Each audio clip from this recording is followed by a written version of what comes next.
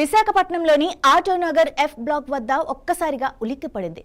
ఇక్కడున్న శ్రీ రాధాకృష్ణ ట్రేడర్స్ లో భారీ అగ్ని ప్రమాదం సంభవించింది. ప్రమాద తీవ్రత ఎక్కువగా ఉండటంతో స్థానికులు తీవ్ర భయాందోళనకు గురవుతున్నారు. శ్రీ రాధాకృష్ణ ట్రేడర్స్ లో అకస్మాత్తుగా మంటలు చెలరేగి పరిశ్రమ అంతటా వ్యాపించాయి. ప్రమాద సమయంలో కంపెనీలో సుమారు 200 మందికి పైగా కార్మికులు విధులు నిర్వహిస్తున్నట్లుగా స్థానికులు చెబుతున్నారు.